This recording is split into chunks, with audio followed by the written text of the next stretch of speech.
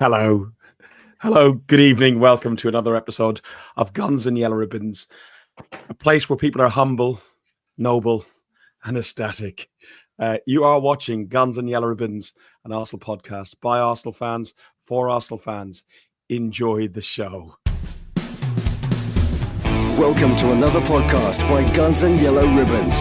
This is your Arsenal podcast by Arsenal fans, for Arsenal fans. Enjoy the show.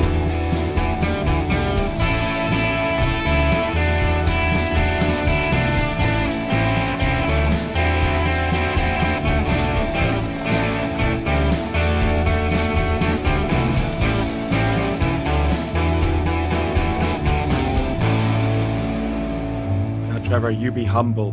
Be really humble, Trevor.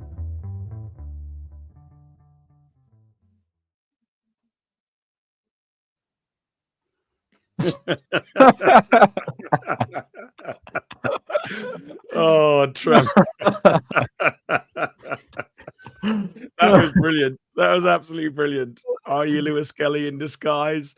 I think Lewis Kelly's got a slightly smaller six-pack. Don't you think? Yeah. I'm hoping so, mate, because he's going to be around for a long time. So, yeah, well, you need to move your microphone closer to you.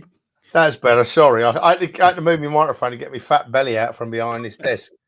Now I'm trying to just get my phone to stop bloody beeping. And then I'm with you. Carry on, boys. I'll be with you in a second. Well, Alex, while he's sorting out his social life and he's probably swiping left and swiping right and all that sort of stuff on his watch. I know he never uses it to pay for beers. He just says, "Look, I can pay for beers with this," and he never pays for them. But how are you, mate? Yeah, I'm good. I've just been in seventh heaven today. Absolutely ecstatic after yesterday. It was a stunning result, wasn't it? Yeah, stunning result, and just a game with so many stories in it.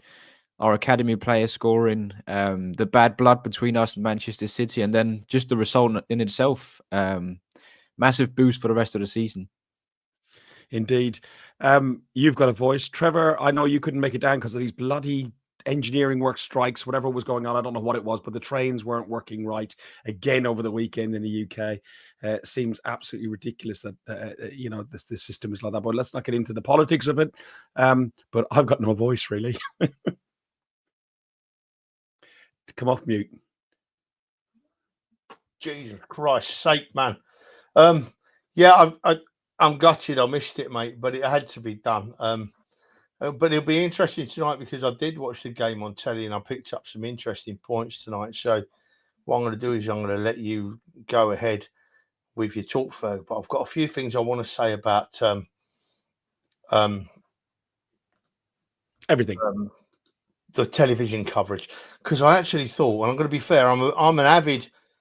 I'm not keen on Sky, you know that, and I'm always giving them a bit of grief. But I actually thought it wasn't too bad yesterday. I genuinely did. Aspects of it weren't too bad. So yeah, I'm looking forward to this so much. That's been building since the game at the Etihad when they got really lucky. Come on, let's face it, they did get lucky, and we delivered superbly. And I'm looking forward to this very much, boys. Yeah, I am too. Listen, Chan is in the chat. Chan, somebody suggested we need a flag of Trevor being humble on his sofa. So if you can screenshot that or whatever, I think that would be absolutely brilliant. If not, we'll get that and get a screenshot of it to Ruth, and she maybe can do a being humble by Trevor by Hilsey. That'd be really, really funny. Listen, it was quiet in the pub. It did get busier. Chan's on it. It did get busier in the pub yesterday, but it did seem to slowly fill up. But it was a good day. Lovely weather in London. Myself and Trevor done that little bit of podcast at the beginning. And Trevor, you pointed out in the WhatsApp chat this morning, you actually predicted the correct score, didn't he, Alex? Yeah, he did. At least he predicted we'd get 5 past them, and we did so. Fair play, Trevor. Your optimistic prediction yesterday turned out to be right. Do you know what, Alex? By the end, if you go to the end of the show, I'd bottled it right, and I actually said 2-0. But I did have that 5 goals in my head. I just thought that Haaland and the way that Manchester City came back to draw the game up at their place might well come back and firmly bite them on the backside. And it absolutely did. Absolutely did. Should we talk about the game then? The lineups we discussed, Trevor. We said we wanted Partey in midfield. We said that we wanted.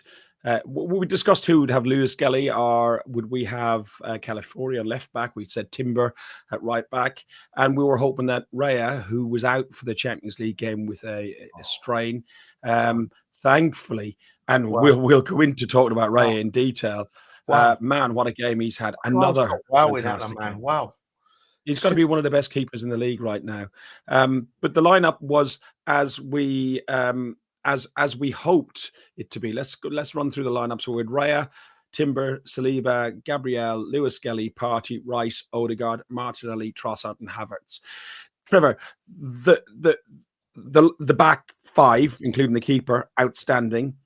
Partey in the midfield made Rice in the 8 hum, which made Odegaard in his 8 position hum, which made the front line just like sing. Yeah. I just can't think apart, and we've got to say it. We're not having to go in, but we've got to say it. Apart from that really poor Havertz miss, which I want to come back to in reference to Sky Sports, we were just perfect, really perfect.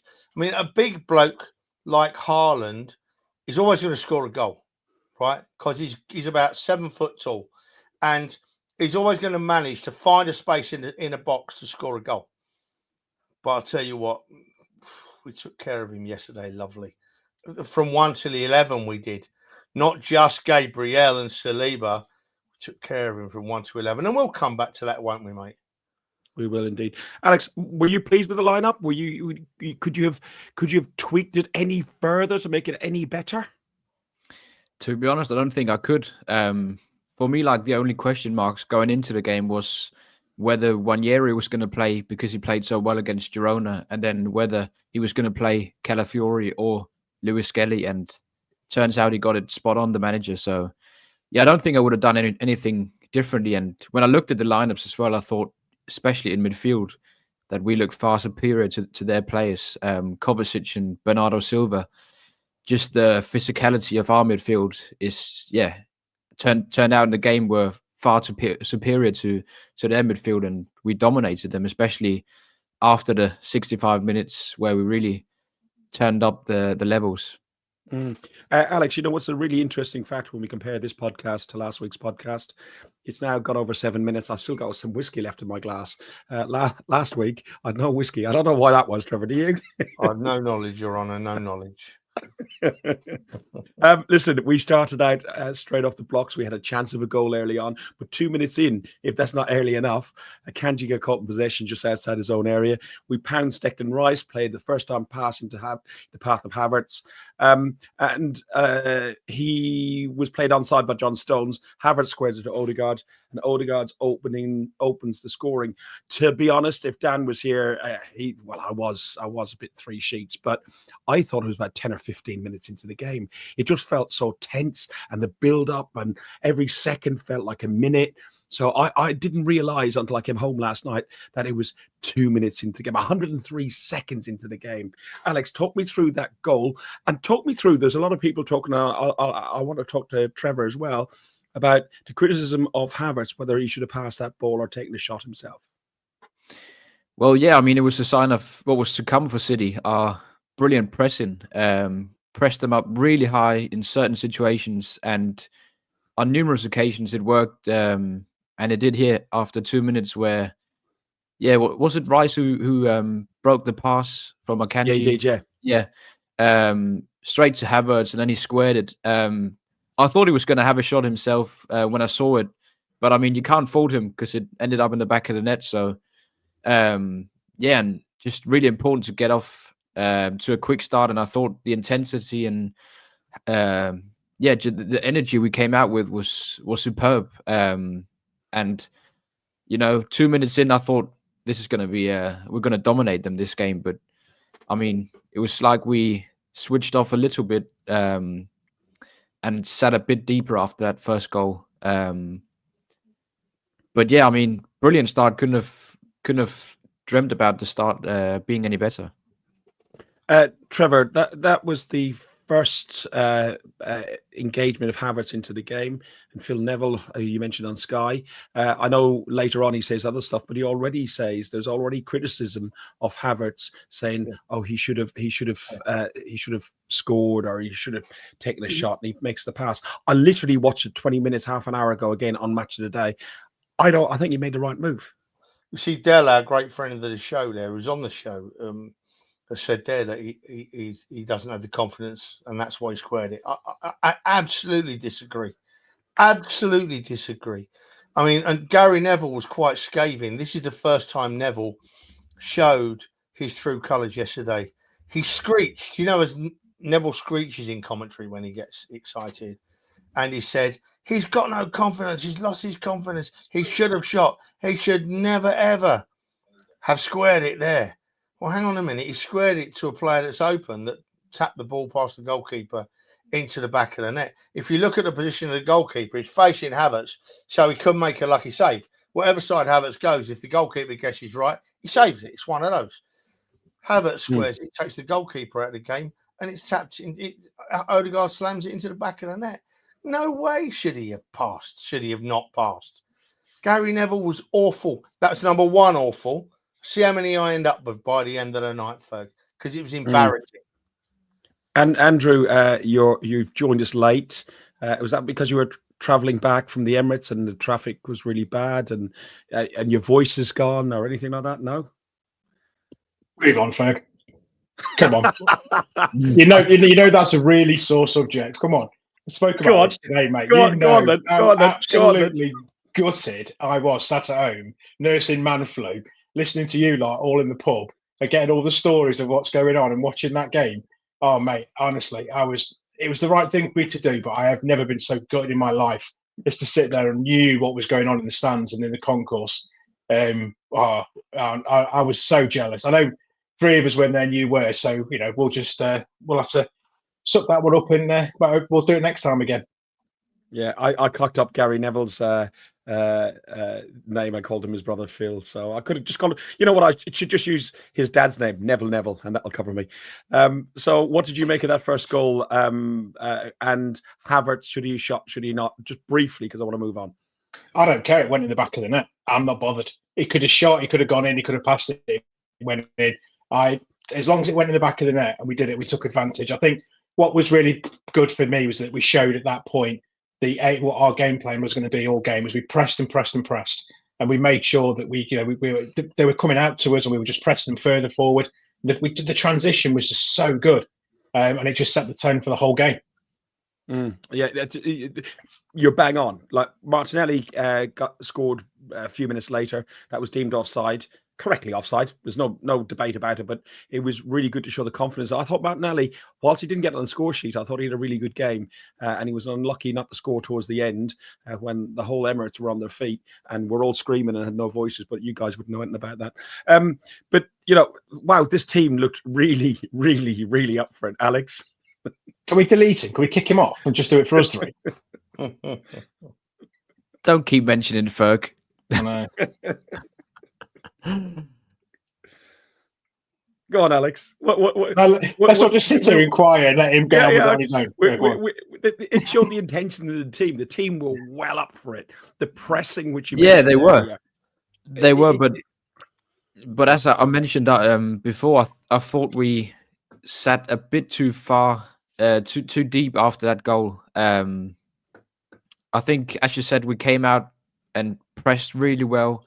Showed great intensity, and then I thought City kind of eased into the game after that. And we got to remember they're still a good team, so credit to them as well, because they played some good football, but they didn't really create anything. They had a lot of possession, but they didn't really create anything in that first half. But I do think we sat a little bit too deep, and I don't think that was part of the game plan. I just thought that's what happened, because as we showed in the second half, we were so dangerous when we played with purpose and when we pressed high, and they really couldn't play out of our press. I mean, the last 10 years, City, they've been one of the best teams in in regards to playing out of a press, and they really struggled yesterday playing out of our press in that second half. So I wish we would have, kept the pressing in the first half instead of sitting back a bit more. They did create some opportunities. Their new signing, Trevor Marmouche, put a corner in, I think it was. Yeah, but a corner from Marmouche, hit Garviold and made Raya make an outstanding save. I have got the video, but I'm not going to put it on, Trevor, as we discussed beforehand. It'll just get chewed out and we get blocked and everything else. So thank you, Andrew, for doing it, but I'm just not going to bother. I will work on stills the next time. What did you make of Raya's performance? There was that one. There was another one where he went up high and punched it over the bar for Haaland to nearly head it in, get his head on it. And then there was another one where it took a slight deflection and he was low down. Raya's performance was outstanding, wasn't it, Trevor? Yeah.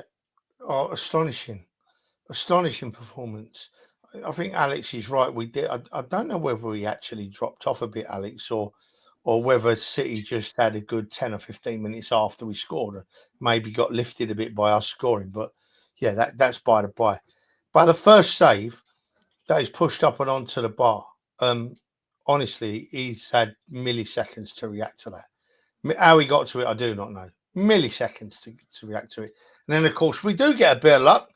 The ball doesn't bounce 6 inches in front of the bar for Haaland. It bounces on the bar and it's away and gone and we're back on it again. So, yeah, and the second save, it was down low and it did take quite a big deflection and he got both hands behind it. And like every player we're going to talk about tonight, I can't say a bad word about Raya. I don't think it's bad. I don't think it's, well, if I had a bad word to say, I would say it. I just did about Havertz. But on that performance and on the result, I would feel like I'm not really an Arsenal fan if I picked much fault in that game yesterday, because we were right on it. Do you know what's so good about that second save, though? Is the fact when you watch it in slow motion and you see it on there, the fact that he was starting to put his weight onto his other foot, start going the opposite way, and then all of a sudden has to change because of the deflection and gets down low. That is, I mean, the first save I think is the better of the two, but that second one is just superb. Andrew, you just said that my son-in-law, our future son-in-law, has just come over from Germany today, and we went over the pub and we had a couple of drinks, and we were talking about it, and then we watched Match Today while I was doing dinner, and he said exactly that. He's a goalkeeper at amateur level, and he said for him to be able to move back from one foot to the other like that at such quickness, just really unreal. Listen, let's talk about one thing before we move on from that first goal. Do you remember Gary Neville? We talked about Gary Neville and Phil Neville. Sorry, Heath. Phil Neville and Carragher. They were saying how wonderful it was about a bit of shithousery and how funny it was when Haaland bounced the ball off the back of Gabriel's head in a nasty sort of way, and hence the name "Be Humble" came out from the back of that. I think Trevor, Gabriel wanted to give him a message, didn't he? Look, mate, the problems were firmly started up at Manchester when he threw that ball, and when he was he was saying Arteta to stay humble, and he was asking Lewis Skelly, "Who the F are you?" What did they expect? Did they expect to come to the Emirates and it'd all be forgotten, and we'd all just move on and let the money men at Manchester City just keep steamrolling their way towards beating us? Not a chance in hell. It was a magnificent opportunity for the crowd to be the 12th man yesterday, and they never let us down. And the players on the Arsenal field that Haaland had upset, tough. You give it, you take it. Don't give it all up at the Etihad and then expect a nice, easy, comfortable game when you come to the Emirates. That's gone. That's 7, 8, 9 years ago. That's not now. You reap what you sow when you play Arsenal now. And I just hope the Arsenal have been shown a lot of the social media that's come out strangely from Newcastle fans today. And we remind them of it on Wednesday, maybe. But that was the second time that, once again, Gary Neville got on his high horse, screeched a bit and said, "That's so disrespectful from Gabriel." seem to forget about the fact that Haaland had launched the ball at the back of his head in Manchester. And the other thing you said about the panel, right? This is where it starts getting better. Is that they had Richards, who's good. They had Carragher, who yesterday I could actually suffer. He was a bit of an idiot, but they had Henry from an Arsenal view, right? They had Terry Henry from an Arsenal perspective, leveling it all up nicely. Some of the stuff that Terry Henry came out with actually shut Micah Richards and Carragher up. And it was lovely to have a passionate Arsenal man in there rather than just the two normal Northwest loonies, you know. It was lovely. It was lovely. Alex, what did you make of Gabriel getting in the face of Haaland? He got in his face throughout the game. He was monumental as a captain-like figure, leading from the back. He was screaming at players every time they're up. We see him when he's when you're in the stadium as well. He's pumping his chest. He's so up for it every game. He loves it. I saw his wife being interviewed the other day as well, and on about the song and how much he loves being at the club and loves everything else. I loved it. Yeah, he's a warrior, Gabriel, and I think he got inside Haaland's head as well throughout the game. He won every single battle against Haaland, and you could see Haaland wasn't enjoying it very much playing against Gabriel. And yeah, we limited Haaland to barely anything. I know he scored later on in the game, but yeah, as he's had many times against us now, he had a poor game and he didn't really have many touches, as Hilsey will speak about later. But yeah, I mean, he's a great leader, Gabriel, and you can always hear him screaming on the telly as well, in his high-pitched screaming. But yeah, he played tremendously, and I think sometimes we praise Saliba so much because he is so good, but Gabriel, he's just as good, if not better. Yeah. Well said, Alex. English swear words as well as Brazilian sound amazing, because wherever I've sat, I've heard some of the words that he shouted at people sound really good. I don't hear anything where I am. I'm a bit further back than you, but yeah. Listen, in that first half, then the next one was, and this is the one that you particularly wanted to talk about, Trevor, was Havertz misses that goal from the Rice pass.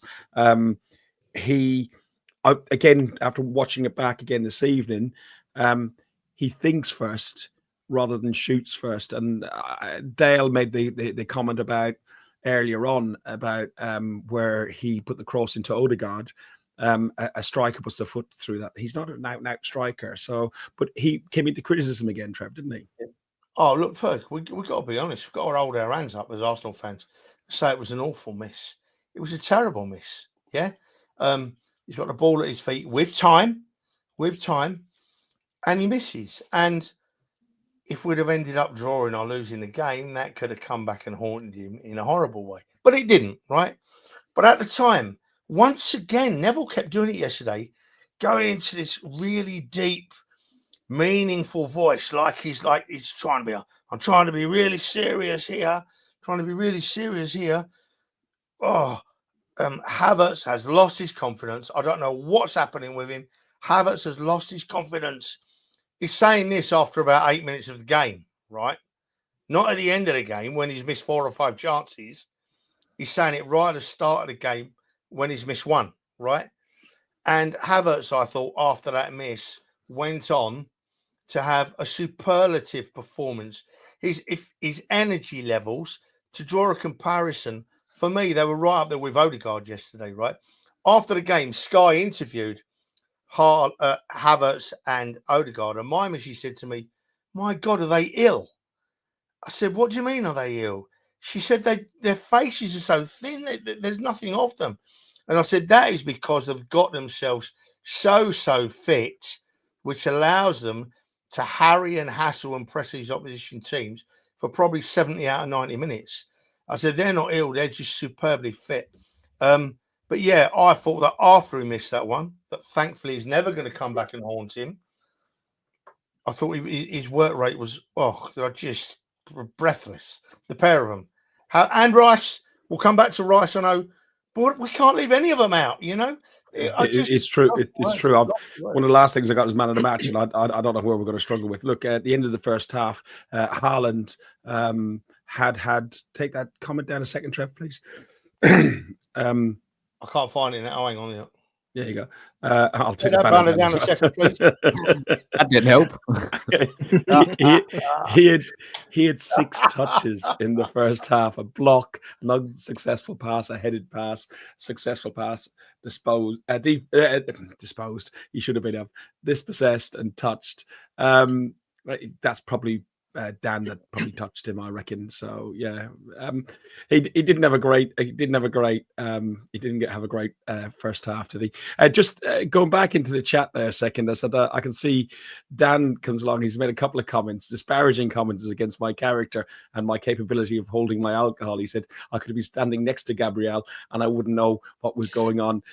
We will get a transcript of the. I'm going to back him up there, mate. Because earlier on, when we were talking and you were talking about the goal and I was talking about the Raya save, you went, "Is this the one?" And you sent me the one from the Etihad earlier in the season. I was just like, "What game are you watching?" I was Googling something else. Listen, I can go there sober. I still forget it. We'll send a transcript of the private chat to you, Dan. As usual, the usual comments and jokes are made.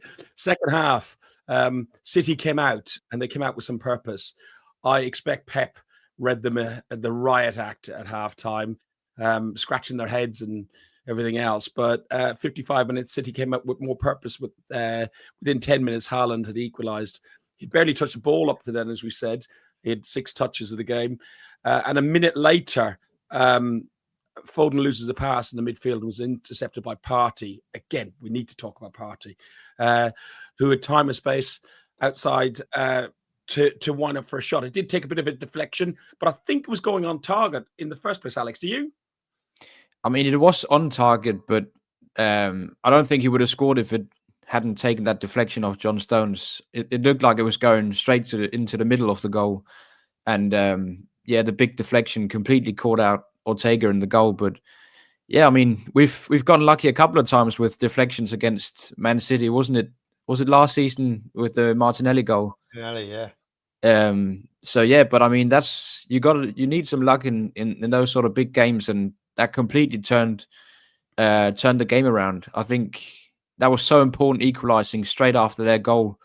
It seemed like it kind of deflated them, going up straight after their goal. And it was funny in the commentary as well. Gary Neville, he said, it was because of the referee. Foden didn't see Partey because of the referee. And then they showed the replay, and he could clearly see Partey. The referee was next to Partey, not in front of him. So yeah, that was just funny. Trevor, how important was the timing of that goal? Like as Alex said, it's a minute after the other goal. I think give it 4 or 5 minutes. I think we have got a little. I know we were really up for the game, but I think the crowd might have got a little bit nervous if it settled down and City had had a little bit of time to build on that. Yeah. Oh, exactly. Yeah, they've equalised at the start of the second half, and the momentum can go their way. They can go their way, Fortunately, we went up the other end of the field, and I mean, even Arteta was man enough to admit there's not many Premier League managers that will go out there and admit their teams got a bit fortunate, but that was Arteta's words. We were a bit fortunate at times today, and I'm proud of my manager for saying that. But when they scored, we went straight up the other end of the field, and taking the actual finish by Partey out of it, because we can say it was deflected. The way we actually won the ball back and moved it into Partey was, I keep using this word tonight, was once again superb. Straight after the kickoff, we're not stood there thinking, "Oh God, they've scored." The momentum could have so easily gone across the City, and we didn't let it. Straight away, we're back on the press, back on the push, win the ball back, goes to Partey, and he scores his deflected goal. But if you don't buy a ticket, you don't go to the party, do you? So I don't think Partey could actually believe how much space he had in front of him when he picked that ball up as well. You just saw his eyes light up, and you just kind of knew. I had visions. They got the one he scored against Spurs a couple of seasons ago when he bent into the top corner, and he just kept running at goals, thinking he's going to do it again. Great finish. And he was renowned for that when he was with Simeone at Atletico, wasn't he? From taking shots from outside the box and long range shots, and he's not done it as often in this league as possible. Maybe I don't know. Alex is a Spanish league more shots from outside the box from players like that. I'm not sure. I think he's had a fair few goals now at the Arsenal from outside the box as well. So, yeah, I mean, it was a quality we saw before he joined us, but I think we've seen it a fair few times for our club as well now. Yeah, that one against Tottenham springs to mind as well for me, Andrew, where he hit it first time, and I think he did it a few games after that in the same way as he did against Tottenham. So, I mean, he's got a really good strike on him. I thought he had a fantastic game against City. We're going to speak about man of the match later, but yeah, he was up there for me. I don't think he set a foot wrong in that game. Defensively, he was superb in the press. The way he won the ball for the second goal, and then also just his line breaking passes to get the counter attacks going. He was superb, and yeah, hopefully we'll extend his contract. He'll be a big miss if he's going to go. I was just going to say, let's break away from the game a little and just look at Partey himself. Yeah, there's a load of the stuff that goes on in the press and so on that people talk about, which we won't go into a huge amount of detail of, but because we don't know the facts. But his contract finishes at the end of this year. I believe he has been offered by the club a new contract, but because of his age being 31, on different terms, which aren't as favourable as the terms he's on currently. Where are you guys, Trevor? I'll come to you first. Where are you on Partey? Do we have to keep? We got Zubimendi coming in the summer. Apparently, anyway, it's an agreement done. I don't know how true all of that is until I see him in an Arsenal shirt. But where are you on Partey? Jorginho's going, we know. Yeah, I mean, I'm even sad to see Jorginho go, to be honest. But how this talk, I've been hearing a lot of this talk about Partey leaving in the summer. I don't know where it all started. I don't know whether there's any substance to it. I don't know whether that's why there's talk of Zubimendi coming in. But if we don't give a contract to Partey that keeps him at our great club for at least another year, I think to myself, what is going on? He's that good. He's that good. Did you see the time he could make for himself on the ball yesterday? The little turn, the little tap and run onto. Just takes your breath away, that man. He's such a different player to when he plays right back, obviously. But he's just, and you see, Rice and Partey are starting to really complement each other now. And I prefer Partey in the deeper position, because Rice has got energy to burn up and down, up and down, up and down. Putting in them, I said it last week, I think, putting in them little tackles Rice does that you hardly ever notice. But break play up, or give us time to get defence back. Partey's a very special player, and I said the same last year when we lost Xhaka. Or the year before, actually, when we lost Xhaka, but I didn't mean it with as much intensity as I say this about Thomas Partey. If we want to win the league this year or be right up there challenging next year, Thomas Partey is a key part of our midfield. Our defence, our midfield. I completely agree with you. And he's like, he makes everything look so effortless. And when you look at that goal with that tackle that he made last week, and the ball goes out to Trossard and we score, for getting in the North London derby. I mean, that's just worth every sort of penny to be able to break the play up. And again, it comes down to that word of transition again. He's just so good at it. But this is why he can't start at right back. So the stat I found today is Arsenal's Premier League record with Thomas Partey, Martin Odegaard, Declan Rice starting together in midfield, play 12, won 10, drawn 2, lost none, 29 goals scored and only 7 conceded. That just says the whole thing for me. That's why he's got to be there and he's got to stay. Wow. On mute. I'm not on mute. Trevor's I'm on mute. Sorry. Fergus, I know he's going to bring Alex in then, but Demsek just put up this really interesting. Oh, Fergus. Mm-hmm. Yeah. Really interesting points. Yeah. We can easy, can't we? Well, Yeah. I think we probably can, because if Jorginho's moving on, And Partey, as he's aging, Zubimendi would be the main number 6. You would have thought once. Well, he needs time to adjust. So you'd phase, Partey phase Zubimendi in, and then Partey not out, but like give them greater moments in the game. Alex, what's your view, and Andrew?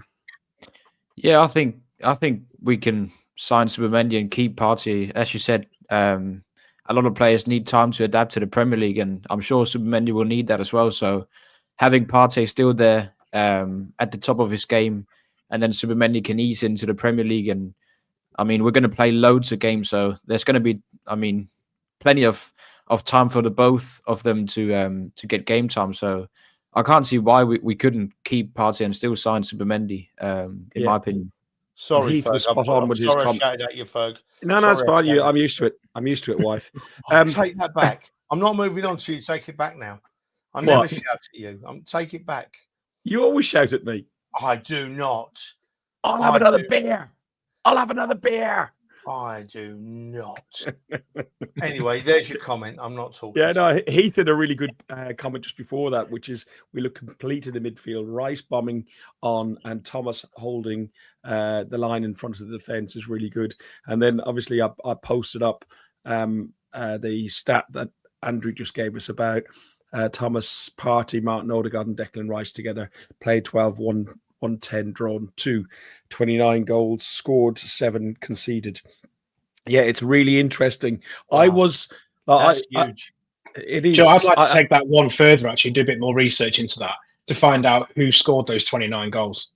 Because I guarantee it'll be majority of them will be probably Rice, Odegaard, Partey, Havertz. That'll be split across everybody. And it'll just be really interesting to see where they've come from. Off you go then. Yes, boss. Listen, I'm on it. Listen, next we had the story of Hale End with the interval of a German interval in the middle, but we had Lewis Skelly and Nyanweri making a fantastic impact on this game. Obviously with Kai Havertz in the middle for the interval, 62 minutes in, Lewis Skelly burst into the box from the left back, chopped past his man on his weaker right foot and smashed home past Ortega. Goal celebration. The goal celebration we'll talk about. His goal I'd like to talk about. It's his 11th start for the first team. His debut was only 4 months ago away at City when, as you said, Haaland was asking who the hell is he, or words to that effect. We were worried about having Lewis Skelly, a midfielder at left back.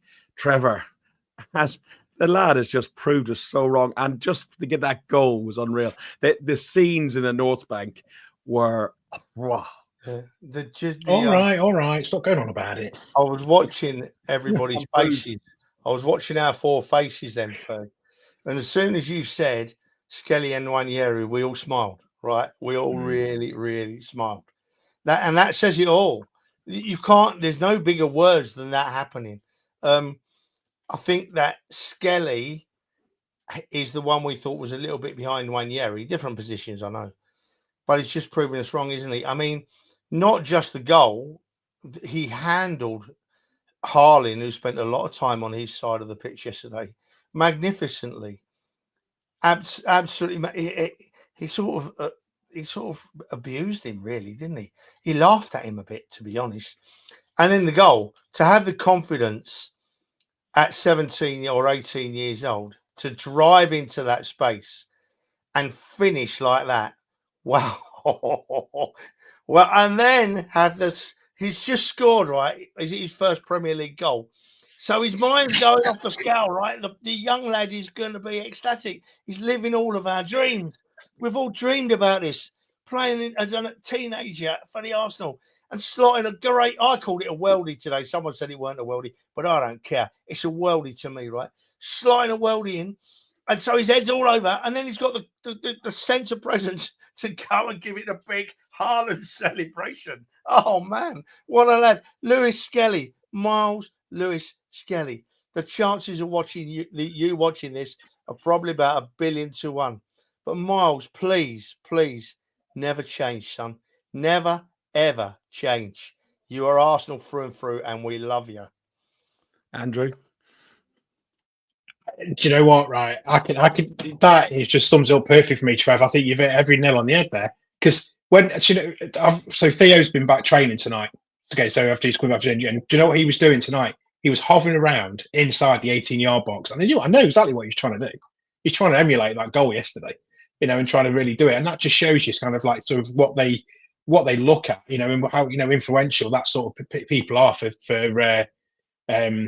youngsters to come through. But I mean, look at that. I mean, that is the picture that does it for me. I mean, just look, all of them sat there looking at him, and you sat there doing that celebration. That is shithousery at its best, and absolutely superb. And I was absolutely delighted for the lad because he does deserve it. He's come into that team, and like you say, we were all a bit nervous, weren't we, when he was thinking midfielder playing left back. Wow, was he proved his critics wrong? 18 years old, 120, 18 years and 129 days old. He's the youngest player to score a Premier League goal against the champions since relegated Wayne Rooney, who was 17 years and 150 days old. Everton against Arsenal. I remember that goal. Cheers for that, Andrew. Thanks. I didn't really want to remember that goal. I didn't really want you to use all of it. Just the first couple of lines would have been suffice. I just copied and pasted. It was easier. Andrew, Alex, Lewis Skelly. Wow, what a player! What happens though when Ben White's back? We've got Lewis Skelly, we've got Timber, we've got Calafiori, and Ben White. Strength and depth. Luxury problem. Yeah, I mean, it's not even a problem. We've just got so many great defenders. But yeah, Lewis Skelly at the moment, he's got to be one of the first names on the team sheet. The way he played yesterday, the confidence and the footballing arrogance he's got about him is what Carragher said yesterday. I think it was after the game. And he mentioned Wayne Rooney as the only one he remember having that same arrogance about him at that age, Bellingham as well at Real Madrid. He just plays like he owns the pitch. Does that mean that Lewis Skelly is going to look like me in 10 years' time? Oh my I hope not. Wayne Rooney does. Is it arrogance or is it confidence? I think it's both, but it's arrogance in a good way. I think it's a positive arrogance he's playing with. He's not afraid to take risks, and as you said, like he bullied Haaland when I remember a cross came in and he bullied him with his physicality. He's not the biggest guy, but the way he uses his body is incredible, and how he always gets in front of players to get out of the blocks, and then his passing, he's so incisive in the way he passes, and then also as we saw yesterday, he can score goals. Technically, just a really good goal. He's shifted it onto his weaker foot, and then a good finish. You can say it wasn't the best goalkeeping by Ortega, but still a good finish. And the way he attacked the box was brilliant. I can't wait to see more of him. I want to see Lewis Skelly play every day. He's so good. Yeah, exactly. Ferg, I've got to interrupt you, mate, because I've got to put someone on a yellow card here. Heath Keogh, you're on a yellow card, mate. How very dare you put comments in the comments telling people to go and watch another channel while we're on here. Heath Keogh, I am not happy with you. I'm not posting that post on this screen. Behave yourself, my son. I don't know. Have you deleted it? Where is it? I'm intrigued. Oh, dear me. It's gone. I've deleted it. All right. Okay. Heath. Yeah. Shame on you. 6 minutes later, Havertz overlapping with Martinelli. The ball comes through from Martinelli. He goes around the back of Martinelli to give him the option of going wide. He could have put the ball then as a cross himself, Havertz, across to Odegaard, but his confidence was up now, Trevor, and he took his goal really, really well, put it straight past Ortega, and we're 4-1 up. City are crying in the pants, aren't they? Oh, yeah. They're gone. They stopped, Ferg. And it really annoyed Pep after the game. He made a point of it in his interview. They stopped playing. They stopped doing things. They I tell you what, mate, they all but gave in, City. after the third went in, they put patch in, and I never ever thought I'd see the day that City reverted back to the days before money bought them everything they've got. But they did. They actually They knew they would back to be. the average. Yeah, they did. I'll tell you what, though, it don't matter how many of them have stopped playing. When we move on to this Ranieri goal in a minute, this is like special stuff. Special stuff. Do you know what, though? Just before you go, that Havertz goal it's that run, and if you watch that back from the sky camera, and it literally, you see him make that run, and he goes round the back, and it just shows you how hard he works and how what he does. It's such a clever run just to get that and to get the angle for the shot as well. Mm. We talked about Haaland as well throughout the game. He had six. Yeah, exactly. He had six. His 6 touches the ball in the first half. He got it even less in the second half. Alex, 9 touches in entirety. I believe that Havertz had 35 touches, 4 times more touches of the ball than Haaland. What did you make of his goal and his performance and his decision making in this particular point as well, about running around the back of Martinelli and deciding to take the shot on rather than put it on to somebody who's probably in a better position in Odegaard? Yeah, I think everyone who's played football before and been in that situation that Havertz was in when he had that first chance he scuffed. Sometimes you can almost have too much time when you're on goal, and it was clear, like in that second chance where he scored, he didn't have any time to think. He just finished on instinct, and he is a good finisher. It's just those situations where he's got too much time and he hasn't got the composure, but he's a good finisher when he's finishing on instinct. And I almost thought when he did the overlap, I thought, oh, that's a weird one. But I mean, it turned out to be the right decision, and yeah, cut inside and finished perfectly. And yeah, it just shows how strong his mentality is. He didn't let his head down after that chance, and I love to see how I think we got a corner quite quickly after he missed that first one. And Partey and Martinelli went straight over to him and told him to keep his head high, and he did. And he played so well in that game. Even if he didn't get the goal, I think he still had a really good game, and his pressing and the duels he wins. He just gives us another dimension to the likes of Haaland, who don't touch the ball much throughout the game. He's so much more involved in the game.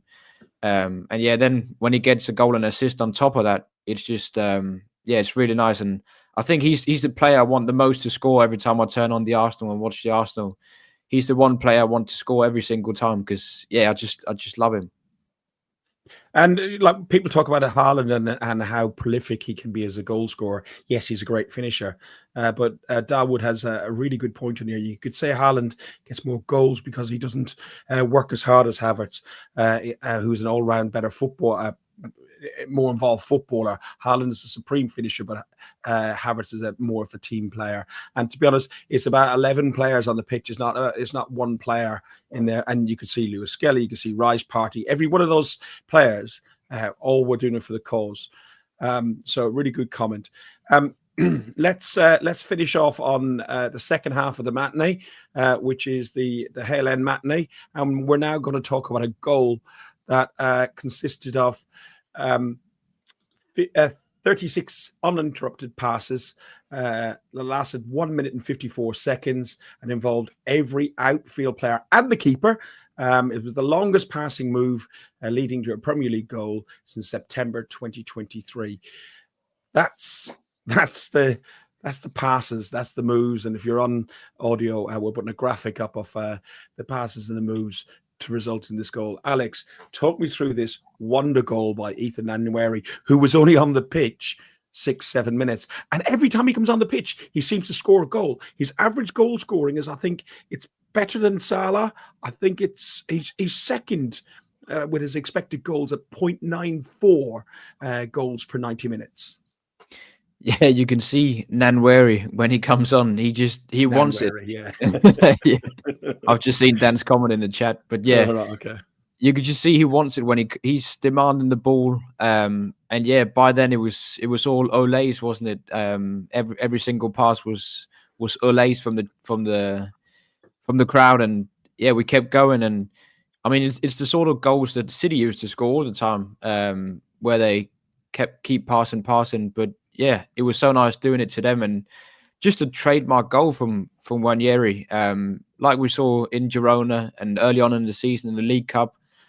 The way he cuts in, he's so quick and nifty on his feet. The way he cuts in, and then yeah, just a brilliant strike. And Ortega didn't move at all. So yeah, I mean, just completed the night for me. Him scoring as well.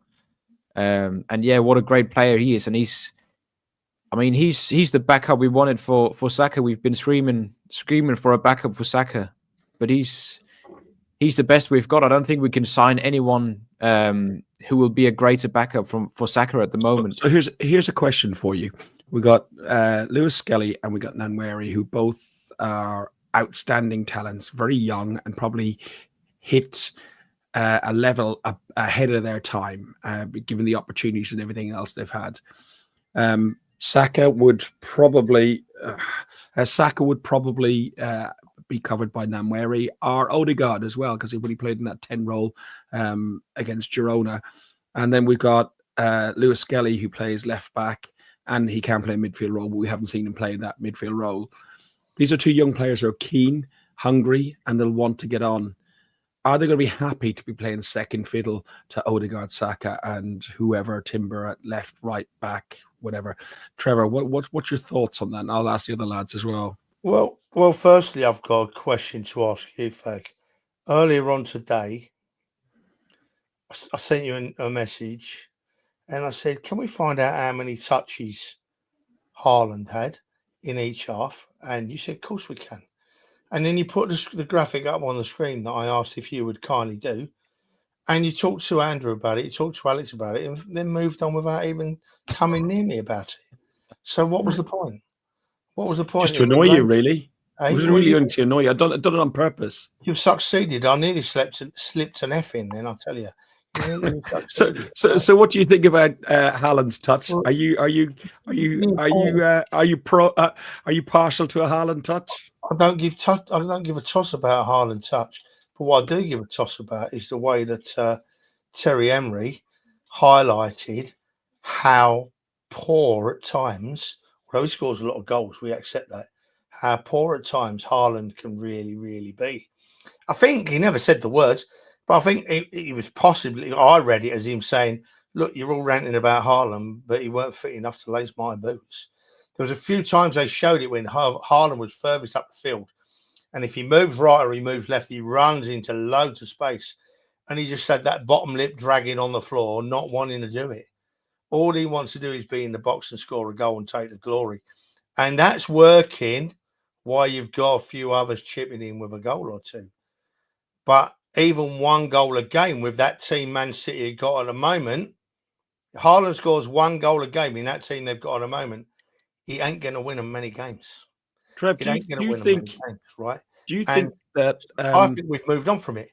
We've moved on. Yeah, I was going to say, do you think that like the first season of Haaland was there, everyone was concentrated on Haaland and going, oh, we need to stop Haaland. I know Haaland's the biggest threat. And now I think what they do is do what we did against them the FA Cup night that we lost 1-0. And again, we done it when we went up there earlier in the season 4 months ago. We just nullify Haaland. He doesn't add anything else. And all of a sudden you're playing against 10 men. Yeah.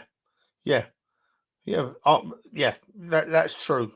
But I'm reiterating how good it was to have an Arsenal view, a passionate Arsenal view on that panel yesterday.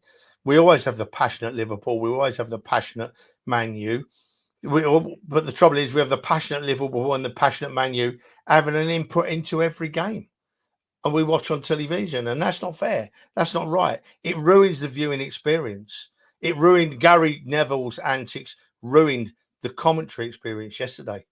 But what I will say is that having Omri on there with Richards and Carragher was a good thing to watch, in fairness. Going back to Saka and Nwaneri, Lewis Skelly, etc., getting game time, I think that's they'll be fine. I think they'll be fine. I think the people that might suffer a bit will probably have Kivior will probably go, I would think. And players like that will leave the club. I mean, we can have 5 or 6 defenders and rotate them nicely, as long as we don't get 2 injuries, of course. So where do you draw the line? So at the end of that game, I think final stat that came out at the end of that game was Declan Rice yesterday became just the second player to provide an assist to 2 different teenagers in a single Premier League game. And that was to Lewis Skelly and Namwere or whatever, however way that Dan pronounces it, I don't know. Since Vaughan and what's that? There's no way you're saying that. Yeah, I came in to save you there, Ferg. Yeah, thank you. In 2007, when he played at Everton, I just thought it was a funny stat that Declan Rice was the second ever to Arteta, who provided 2 assists back in 2007 to 2 teenagers. But tell you what, that assist though for the Manweri goal is so good. I mean, that is he's just looked up and he's just hit it, and it's perfect. You couldn't do that anymore if you tried. That sums up as the perfect play for me. That's why he should be in that 8 role. And it was a Saka goal again, wasn't it? It was a Saka finish again, 2 games in a row, cutting side onto his left and banging in the corner. Oh, yeah. Did you see Saka in the stands after that went in? Yeah. He was in like a proud dad. Yeah. He did, didn't he? Yeah, he did. And just to reiterate at the end of that, we did have official confirmation from pitch side of the score. The score was 5-1. Confirmed. Brilliant. I haven't seen that. That's brilliant. Oh, no, that was absolutely brilliant. Listen, a couple of shout outs as well before we go to man of the match. Actually, let's do man of the match first. So, man of the match. Who's man of the match for you, Trev? I've got it written down here. Fergus. I honestly think this is one of the very few games you watch in a season, or even in 10 years, where it's cruel to the other players to choose one. And I'm not going to choose one. I'm not. I'm just beaming, happy with if I was to push you, who would you pick slightly above the other? Or I'm not. We had 15 players on the field yesterday, and they beat the current league champions 5-1 and beat them comfortably 5-1. I'm just happy with all the team. I'm not putting a name on it, Ferg. I refuse tonight. I'm not being cruel to any of the players. Alex, can you put a name on it? I mean, I agree with Trev. It's really difficult. Yeah, I think Rice could given the official man of the match, and rightly so. He was really good. But my man of the match was Partey.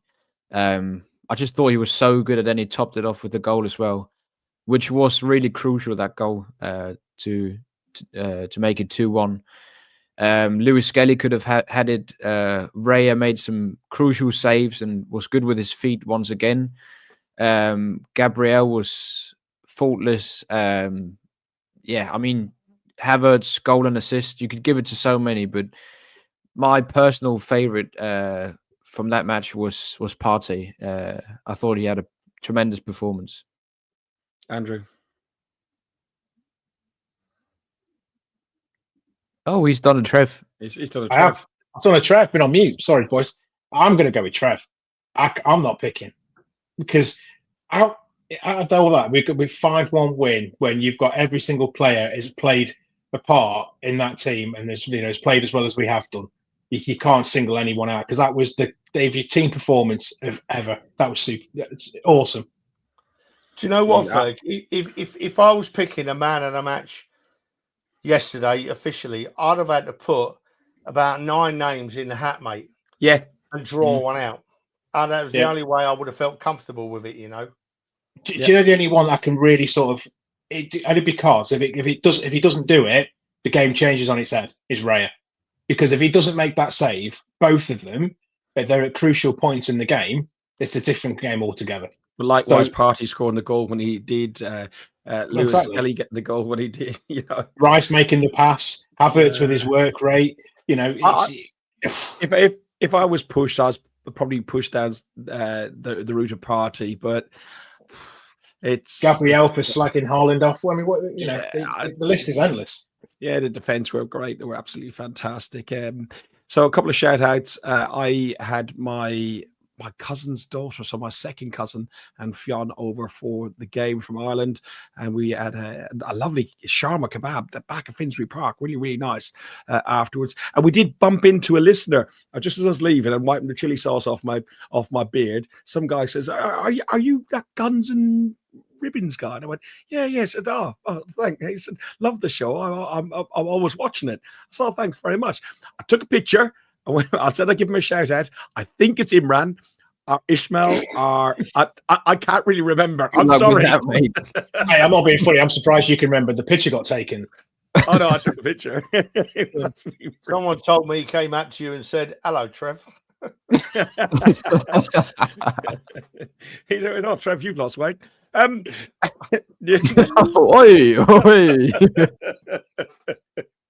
Right, Wednesday night, Trev. We're off to Newcastle. I hope my voice will be back for that. It's my birthday tomorrow. We're delaying celebrations by 24 hours. Just slide that one in. One hell of a party in Newcastle, especially when we get a goal on, 5 minutes and then take them right through to 2-0. And then, I don't know, Lewis Skelly scores a penalty on the 95th minute or something like that. I don't know what it is, but we will have such a party if we can turn that over. Trevor, how do you see it working out? And what's the key to trying to turn this around? It's only half time. The key is playing like we did yesterday. The key is playing like we did yesterday. Quietening a St. James's Park crowd that are very, very hard to silence. Very hard to silence. So it'd be nice if we scored early. Nice if we put the pressure on early. I think that right in this moment in time, Isaac is more of a threat to us than Haaland ever would be, because there's more about Isaac. But yeah, score early, quieten the crowd, keep the pressure up high, play our very, very, very best side, because we've got over a week off after this. We're all off to Dubai to get a bit of sunshine. And I go full of hope to St. James's Park. 2-0 down, I shouldn't go full of hope. But this team we've got, this magnificent team when they want to be, gives me great hope for Wednesday, Ferg. Andrew, where do you see the keys, like the strongest lineup for sure?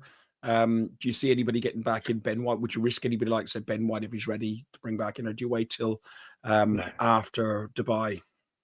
No. Let's give him time. Let's not rush him back. Let's get him back. We've got enough cover at the moment to be able to cover those positions. So I don't think bringing him back for a game like this is fair on him. I don't think it's the right thing to do. I think for me, it's the same as what we did yesterday.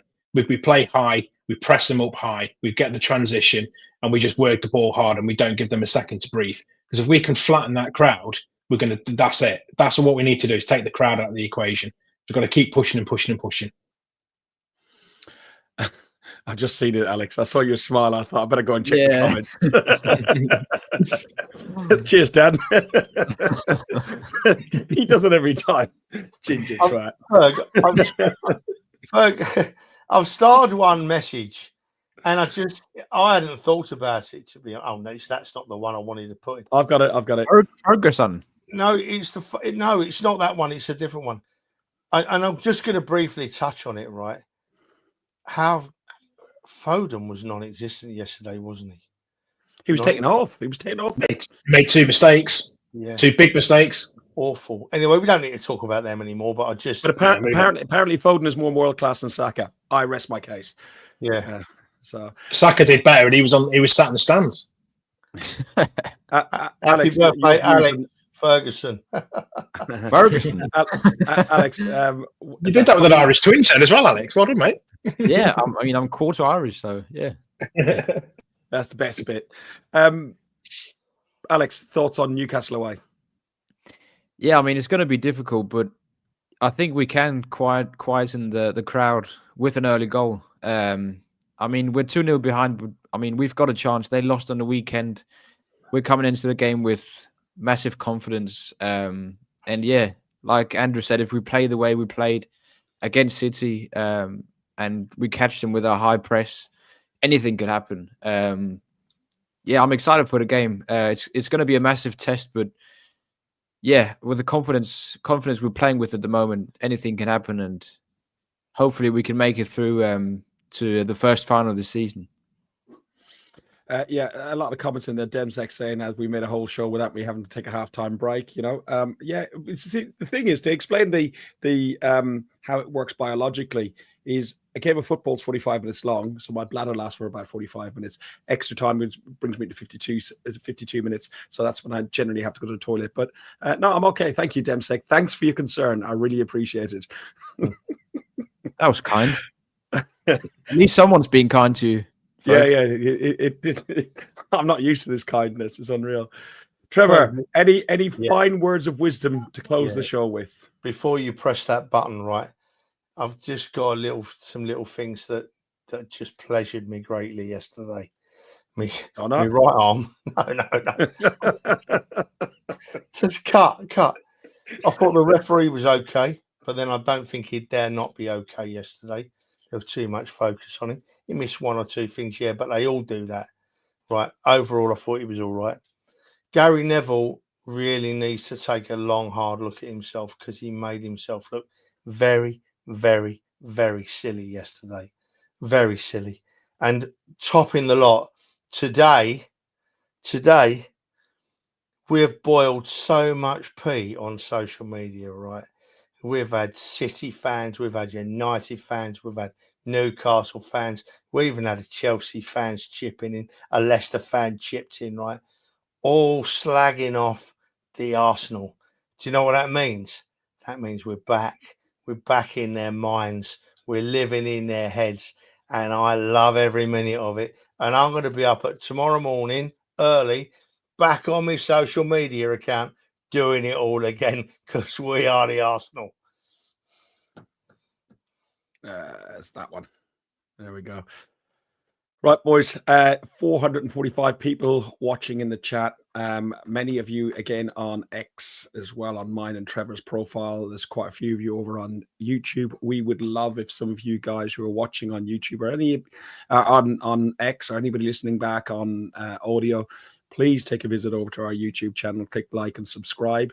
And yeah, go on, Trevor. What? No, Ferg, you've jogged me. It's something I was going to talk about tonight. And it's all to do with our amazing people that watch and listen to us.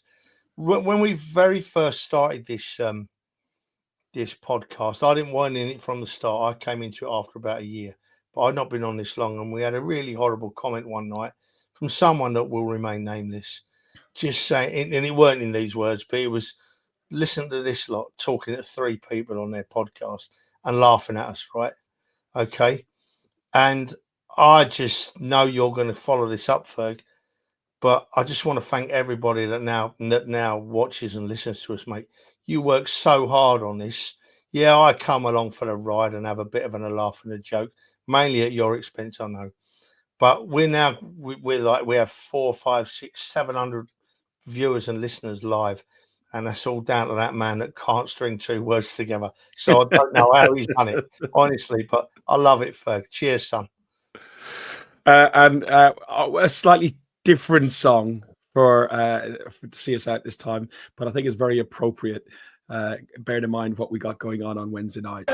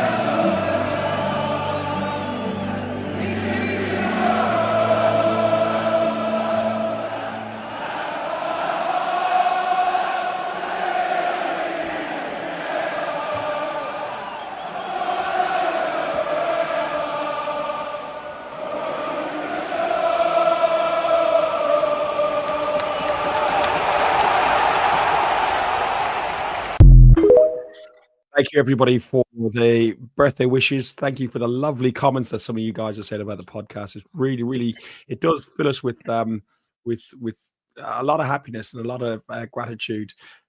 Remember, we do this whether there's 3 people watching us or 3,000 people watching us.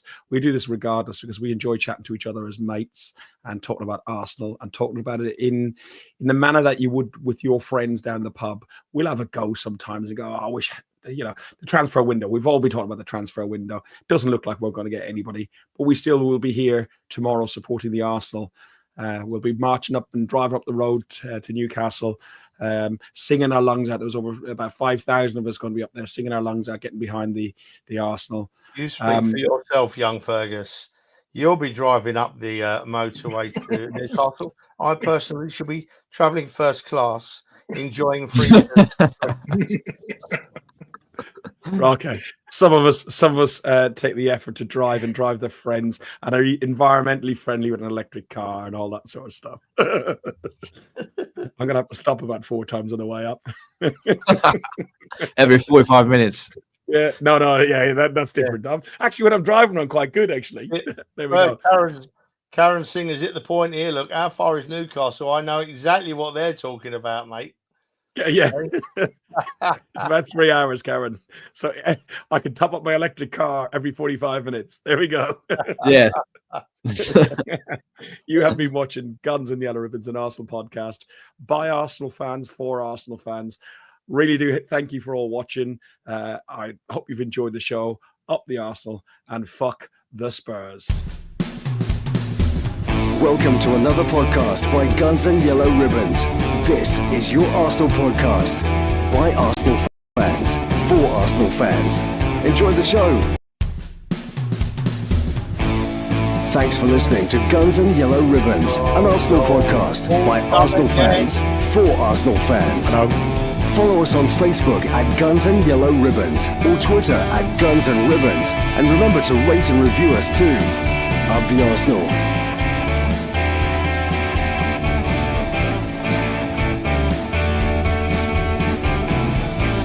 Fergus, you fucked it up. Yep, I messed it up again. Hey, but it wouldn't be Guns and Yellow Ribbons if I didn't. Up the Arsenal.